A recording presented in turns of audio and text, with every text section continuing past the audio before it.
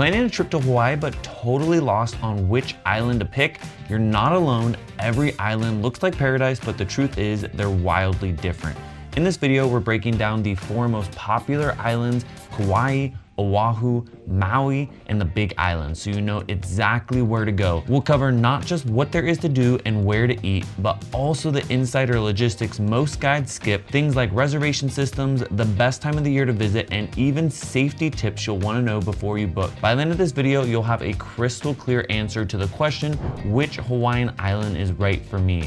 Whether you're chasing adventure, romance, incredible food, or just want to chill by the beach with no crowds, there's an island that's going to fit your style perfectly, and we're here to help. So grab your sunscreen, grab a notepad if you need it, and let's dive into Hawaii's 4 most iconic islands, starting with the one that's often called the most beautiful in the world. If you guys are new here, we're Giselle and Steven, also known as the Lover's Passport, and we're bringing you on a new bucket list adventure every single week of the year. We visited over 44 different countries and 35 different US states, and together we visited Hawaii over 10 times. Today, we cannot wait to tell you which island is the best for you. We love them all for different reasons. So with that, let's go ahead and dive into the video. We're starting with the island known as the Garden Island, and this is Kauai. This island is known for having the most adventurous things to do, lots of beautiful hiking, and insane jaw-dropping views.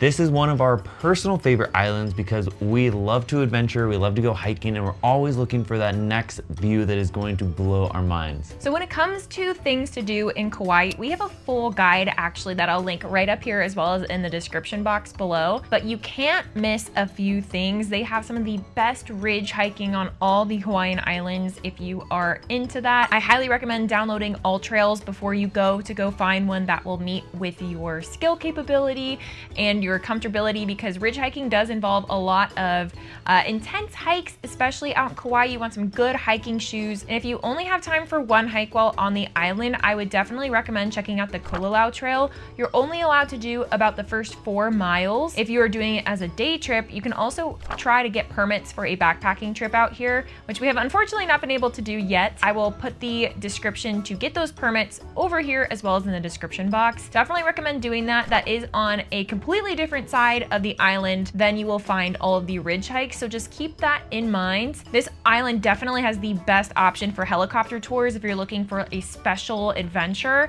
Out of all the islands, I would say the Doors Off Nepali Coast helicopter ride is the best one we've done anywhere in the world. I'll link the exact tour that we did down below for you. And lastly, you have to check out Waimea Canyon and do some hiking in there.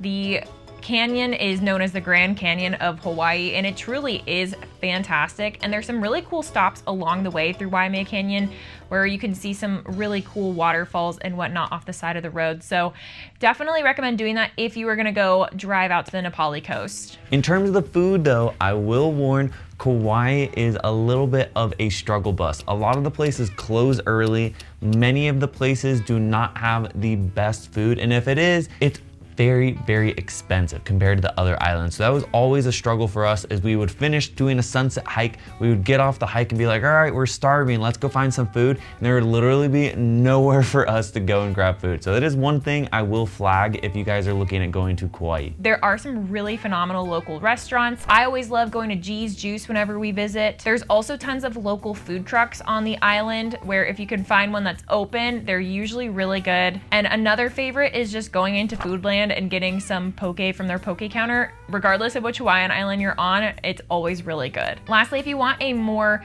mainstream restaurant, you could head over into Poipu or Princeville and probably find something there. So figure out where you're going in advance and try to make reservations before your trip to Kauai. The island is known for being extremely wild though. There was one scenario where we were on the complete opposite side of the island. We just finished a hike and we had a helicopter tour, and on our drive back, there was a telephone wire that had fallen on the road due to the wind, and there was literally no other way. So we had to hitchhike part of the way, then we got off the road, hiked on the beach for about a half mile, got back on the road, hitchhiked again just to get to our car in order to get to our helicopter tour. So if that doesn't tell you how adventurous and fun this island is, I don't know what else to tell you. It is definitely an island that is meant for people looking to get out in nature and see lots of beautiful destinations though. On this island, the winter is going to bring the North Shore a ton of surf. It's gonna have a lot more rain. Another thing to note is in the summer months, it is a lot calmer, less rain. It is a lot more hot though. So a couple things to note. If you're not opposed to trading your nightlife and really good food for amazing hikes and beautiful views, this island is probably gonna be the one for you. Now with that, let's jump into the next island known as the Gathering Place. Next is the island of Oahu. If you guys missed it, we actually just released our full Oahu guide, and I will link it up here for you to check out. Oahu's perfect for someone who wants a little bit of everything that all the islands have to offer, from really good dining, amazing beaches with beautiful turquoise water.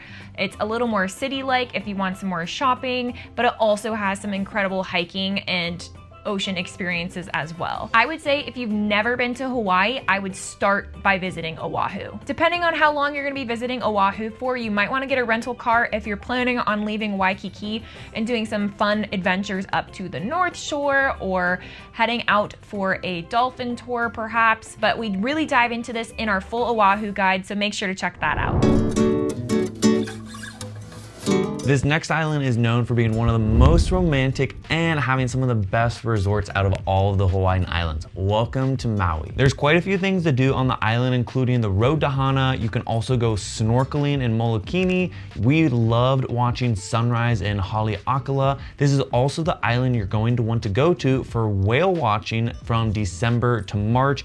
It is a very well balanced island where you can do a ton, or you can choose just to relax. On top of visiting the road to Hana and classics like sunrise at Haleakala, which by the way, you do need permits for, I would check out the Iao Valley, which also requires reservations in advance. And if you are into scuba diving, I would recommend doing some dives out in Maui as well. Our favorite one that we did was off the Mala Pier. Now, in terms of food, this island does have a lot of options. Since there is so many more resorts and really nice places on Maui, there is really, really good food, typically at hotels. Every time we visited, we haven't had a problem. It's unlike Kauai where you get off and you go and look for food and everything's closed. That being said, it does not have as many choices as something like Oahu. It's a good middle ground where you're gonna have really, really good Hawaiian food, great poke, good fish, but it's not gonna be as diverse as what you're gonna find in Oahu. One thing I will say is this island is known for its romance. The resorts really cater to couples and families that want a little bit of adventure, but also want a spot just to relax. My mom and stepdad, for instance, decided to get married and have their honeymoon in Maui.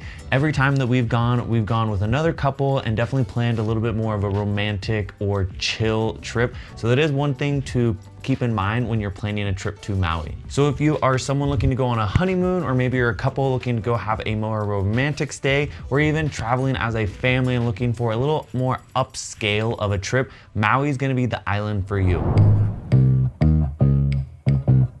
Let's move on to the next island, the beautiful Big Island of Hawaii. The Big Island is known for vast landscapes, lava fields, diversity of climates, and a slower laid-back rhythm. And official tourism actually calls it the largest and most varied Hawaiian island experience. Now, when you're thinking about visiting the Big Island, there's two different areas that you can kind of base out of. There is Kona, which is our personal favorite, and then there's Hilo. If you want an island that's more relaxed, more chill, more private, and you're looking for more black sand beaches and whatnot, then I would definitely recommend visiting the Big Island. It also just has a nice little mix of everything. It has some really good food, it has some really awesome hiking and snorkel adventures, but it's not gonna give you the same types of hikes as like Kauai or Oahu. These hikes are more volcanic hikes because you have access to Volcanoes National Park, so you get to hike through some lava tubes or around craters, which is super cool. And you also get access to some really beautiful waterfall hikes here. One of my personal favorite waterfalls on the island was hiking out to Akaka Falls. It's a magnificent little view there, and it's a really quick and easy hike. I do believe you had to pay for parking though, so just keep that in mind. My favorite black sand beach in all of the Hawaiian Islands is actually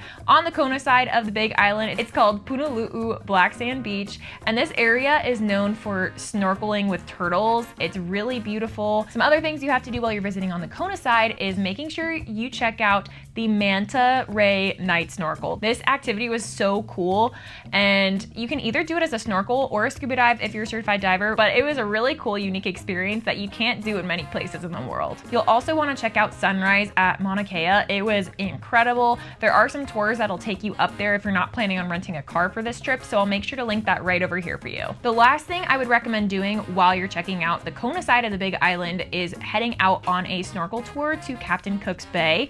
It's so much fun. We always do a Zodiac boat out there. We've done the Zodiac boat twice, and I'll put the exact tour provider that we went with down in the description below. And now I'm gonna rapid fire some of our favorite food and restaurant experiences on the Big Island, because there actually were quite a few that we really enjoyed. Kona is known for their coffee, so you have to go and try some Kona coffee. There's a few different places you can do it.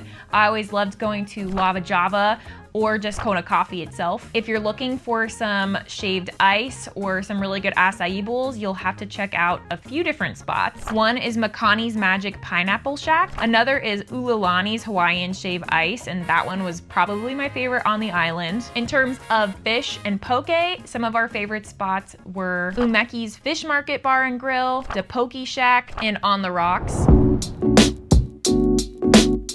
So as a recap, if you guys are looking to do mostly hiking, go and check out wild scenery, smaller food accommodations, and have some of the most beautiful and adventurous memories, then Kauai is going to be for you. If you're looking for more variety, the easiest logistics, the best food out of all the island, and in our opinion, the best for first timers, then Oahu is gonna be the island that we recommend for you. If you're looking for more balanced resorts, different day trips, mid-scale to upscale dining, and being very romantic and family friendly, then we would recommend you choose Maui. And last but not least, if you're looking for spread out adventures, smaller but solid eats, more chill and volcanoes, and even the opportunity to go snorkeling with manta rays, then the Big Island is gonna be your choice.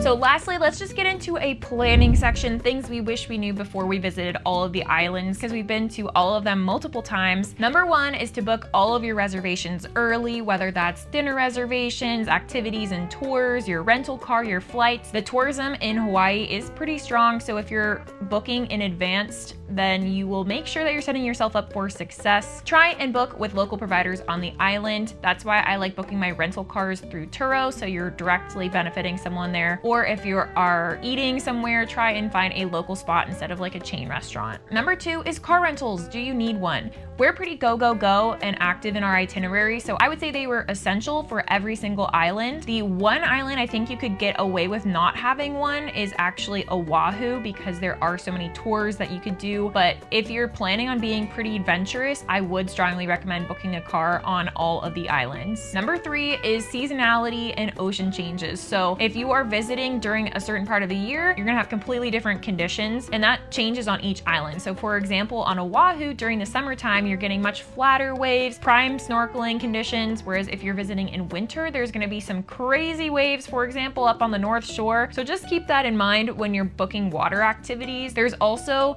typically tropical rain throughout the entire year. So if you get a little rain on your trip, don't be bummed. It usually comes and goes pretty quickly. And a lot of different islands have different microclimates. So when you're visiting somewhere like the Big Island and Kauai, just keep in mind that there's different parts of the island that will have different weather. So we strongly recommend getting a weather app like Windy that will kind of differentiate where on the island it will probably be raining versus not. Just do some research into the weather during the time period that you want to visit any of the islands. Number four comes to wildlife specifics. Depending on what you want to do, there's probably a peak time for you to visit the islands. If you're looking to go see humpback whales, you're going to want to book your trip to particularly Maui around November to May, with January to March being the absolute best time to go and see them. If you want to do manta rays in Kona, it's actually pretty excellent year-round, but winter swells can impact conditions, so we'd recommend doing the manta snorkel in the spring or summer. And lastly, number five is making sure you are prepared to travel Pono. If you don't know what that means, I will put that down here for you. But making sure that you're traveling Hawaii in a smart and respectful way, and that includes bringing reef-safe sunscreen throughout your entire trip, as well as just making sure to leave no trace your entire trip, making sure you pack out what you pack in, be respectful, stay on paths, don't trespass, and just be a good visitor. So which island are you gonna be choosing? Let us know down in the comment section which one you think is your favorite island that you visited, or the island that you wanna go and visit after watching this video. If you found this helpful and you're looking for more bucket list adventures and tips, make sure to give us a like and subscribe. And with that, we'll see you next week with another bucket list adventure.